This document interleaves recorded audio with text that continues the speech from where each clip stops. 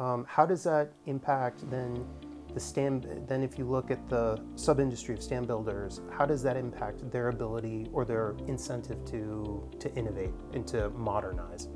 Yeah, I think they have to innovate behind the doors because they're not going to change the venues and they have to obey what they tell you to do. Otherwise, you're not going to be able to build. So they have to improve in the different areas.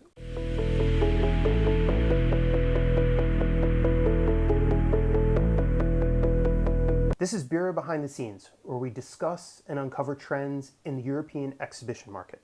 And today I'm here with Richard Zemanek.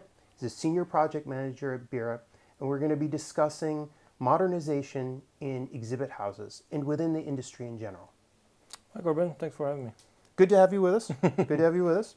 So this is a pretty big topic, but you have some pretty specific experience in this, specifically here at Bureau. So maybe take us a little bit on a macro level about why the exhibition industry in general kind of lags in the technological development phase relative to other industries from your perspective. I believe from my perspective, it's you have to go deeper into the problem, and I think the major problem in that is that the exhibitions really don't have any competitors. When you say exhibitions don't have, who doesn't have competitors? I mean the venues specifically. Yep. So venues are there and there's no real competitors to them, right? Like you have many competitors in other industries, but venues who organize the shows, they're just locations with big halls and they don't have anyone else to actually match it or even develop this kind of system to go beyond that. That's right. So I think the fact that they don't have to innovate also reflects how the stand builders who are actually kind of forced to building at those sites, they don't really need to innovate either unless it's their initiative to do so. And when you say that they don't have competition, which is true, if you have a huge venue in Munich, you're not going to just all of a sudden have another huge venue. That's just not. So I see where there's no competition. I mean, how do you see this as a practical matter when you're delivering a stand? Where can you see where these venues are not innovating? Yeah, I think it goes. What's an example? Yeah, I think the 21st century is online, right? And yeah. We still see a couple of venues in Germany or all over the world that just keep using paper and a piece of paper with a pen and filling out the forms, and we have to send it.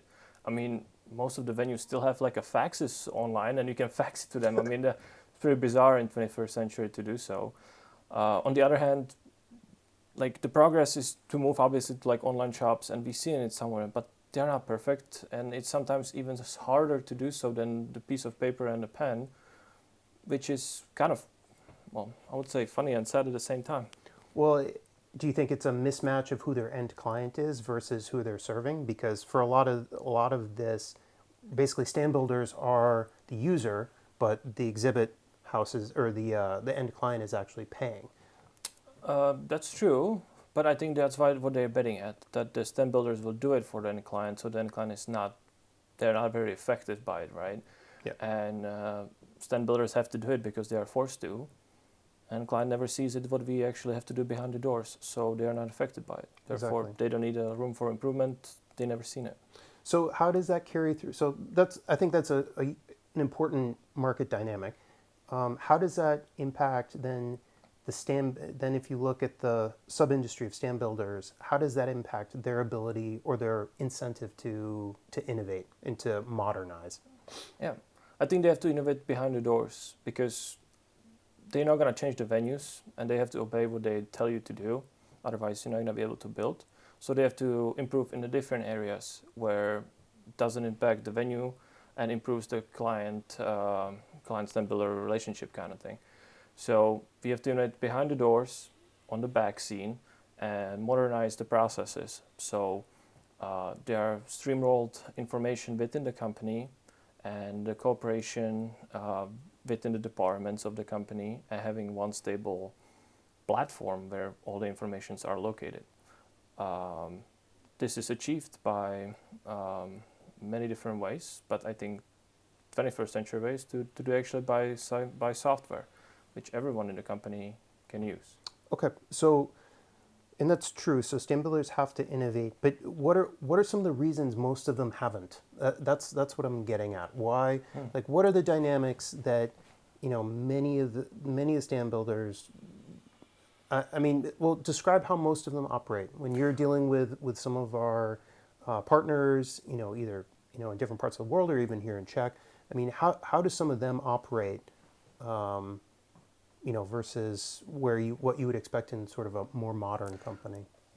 I think on the deeper level, it's about whether the companies are like the venues. They're traditionally run by certain people that started it from nothing, and they grew it into something, and they don't want to grow even on a larger scale, which means they are okay with what they have, and they don't need to innovate. They have their own clientele. They are not trying to scale up, and this is the what I see when I'm visiting companies in Czech, the different stand builders, or some I visited in Middle East, some companies in Germany, is that they don't need to grow. They're happy what they have, and why would they innovate if they are happy with what they're getting, right? And what does that process usually look like? How is information distributed in most of these companies that you've seen and you've worked with? It's all basically same as the venues. You get the one person that's connected with the client, with the venue, distributes it with everyone else in the company. But it's either you're just talking to them, or you distribute it by actually sending a message. But that requires sending 3 or 4 messages, talking to 3 or 4 different people, because you have the design, you have the graphic, you have the technical department, you have the constructors, you have the inventory. All these, any change that happens or anything related to the booth, everyone needs to be aware of these changes. Mm-hmm. And this is where obviously everyone struggles and takes a lot of time. And that's why every change, even the client doesn't realize it, is a lot of back end work. And so that's true. If you have one node and you're analog, then if you have to do a change, you have to also iterate among all the other parties. Mm-hmm. Then you're creating more products probably in Excel. Yep. And you have multiple versions of these products. Then it can get confusing, and that's something we that's pretty common. Mm-hmm. I mean, talk a little bit about when you look at the exhibit service, and you think about implementing technology. Well, let's back up. Why is it so important now in this particular period in history? Why is it now that you think it's becoming more critical that stand builders modernize or implement technology? And maybe just take that from the sense of what stand builders normally do for clients, in terms of advising them or doing, process work. Yeah. So I think we have to split it into some kind of like a divide it. I would say 30% is the critical thinking of the actual person that's working with the client. That's going to be spent on the design and actual advisement of how the booth should look like, what's good, what's not. 70% is basically processing, and that is. And when you say processing, what do you mean by that? That is the stand approvals, submitting the changes, talking to the technical team, talking to inventory, making the inventory list. Basically, everything that's related to the stand that the client doesn't see behind the doors. Yeah. And that's the part we have to focus on, because that's the part we can influence and we can change and make it better. And specifically reduce time, because time is money, right? So time is money.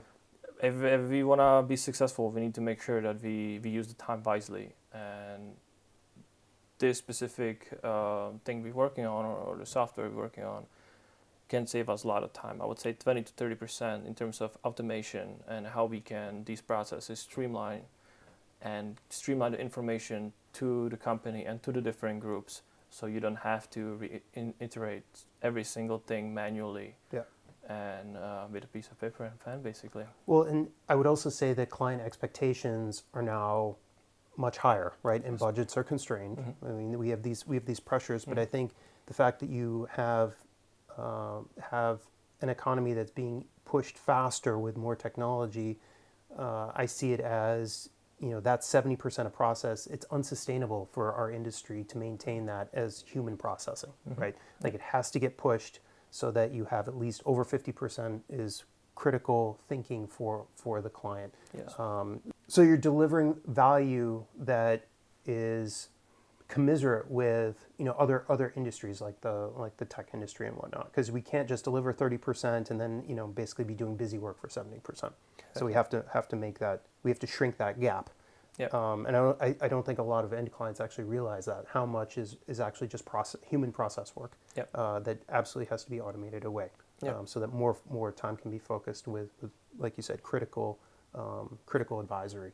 Yeah, I mean, if you look at it from project manager perspective, if I say I have a larger stand, let's say around 200 square meters, and I have a week laid out, there's going to be 1 hour call with the client and let's say 10 to 12 emails a week, but then you do about half a day of clear work just for that stand, but that the client never sees. Because it's because all the processes that go behind the scenes. But that's the thing. We need to more focus on the client and spend less time on the processes. And then it also gets compounded when things get changed, which clients always need to have happen. And of course, it can be a cost driver.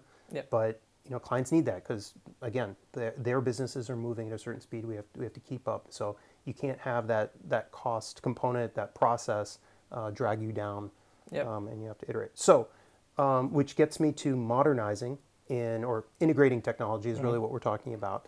And you're putting together basically an overarching software project to basically connect this and reduce that process work. So maybe just talk a little bit from a high level what this piece of software is going to do. Yep. And then we'll talk a little bit about kind of your experience and how you've been designing this with the software designers. Yeah, I think the software is supposed to be somewhat central part of all the departments. I mean, a lot of people don't realize when exhibition is, they usually see project managers, constructors, and like the actual construction work on the spot. But it starts from the design and goes all the way to the inventory guys that are packing the stands. And that if you split that out, you talk about 7, 8, maybe 9 departments that need to all work together and into 3 days of build-up and a handover of the boot to the client. And how do you manage of streamlining the information so everyone can see it in one place in the real time, and you don't have to repeat any of the information or distribute it to 4 different people when you can just do it with a press of a button or writing a message. I would say yes, there is softwares that you can do that, but that's all repetitive. You have to sort it in the folder, you have to upload it, you have to write it, you have to write it there. This is all good and well, and it can work for the smaller, but once you get bigger and you have 10 to 12 projects you alone working on in each month, there is no way you can keep up with this workload. And this is exactly what the software should be designed to. It's supposed to save time, save resources, and streamline the information to all the departments, so everyone is up to date and have access to it. So and this has been a fairly long project. Yeah. What are some of the challenges working with the software developers? Because these developers, they've developed business software for many other types of industries. But I mean, you've talked to them about some of the unique challenges of developing this kind of software solution for an exhibit company. What were just some of the difficulties that were unique to exhibitions? Yeah, it was very hard to get them understand that everything can change within a couple of seconds. When you say everything, what do you like? Be specific. Okay, yeah. So I like to use this example. Let's say we have a door, and then the client says that the door is not going to open to the left, but to the right. Back in the day, we had to go through these whole entire steps to actually get it changed.